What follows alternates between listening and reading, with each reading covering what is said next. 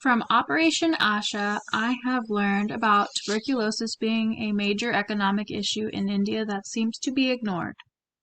While they are focused heavily on the statistics and maintaining low operating costs due to the high amount of population being infected, being in the lower economic classes without access to affordable healthcare.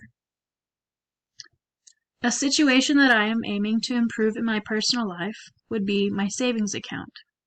Over the last few years, we have all seen fluctuating in our savings accounts due to the pandemic affecting our economy. So I am going to try to cut back on extra purchases that I do not need to be making.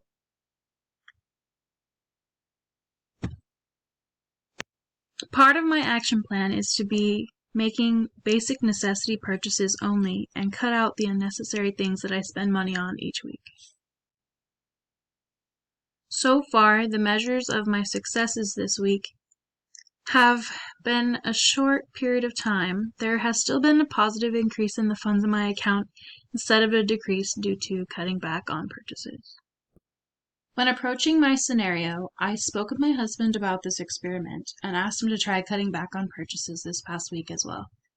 We sat down together and went through our recent bank statement, highlighting our basic necessities and our extra purchases that were not needed in a different color. This showed us what was possibly an unnecessary purchase or waste of money. The way I had measured our success was the positive increase of our funds in our bank account, even though it was a short period of time.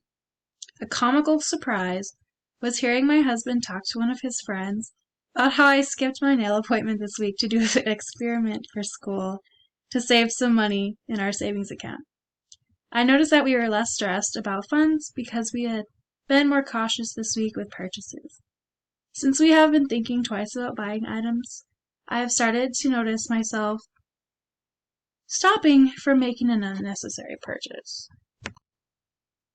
An appreciative inquiry I learned was to use an appreciative approach to relationships to be able to grow from my relationships with other people with a positive principle. An idea I have to implement appreciative inquiry into the future is using the poetic principle because I would be able to interpret literature how I would like to be comprehending it.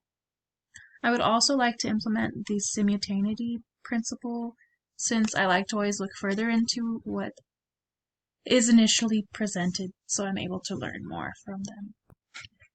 My desired outcomes would be to focus on the positive goal and implement what I'm building on with saving money instead of eating out daily twice a day. We have been cooking at home and eating at home, which has cut back on food costs, which is a very big expense.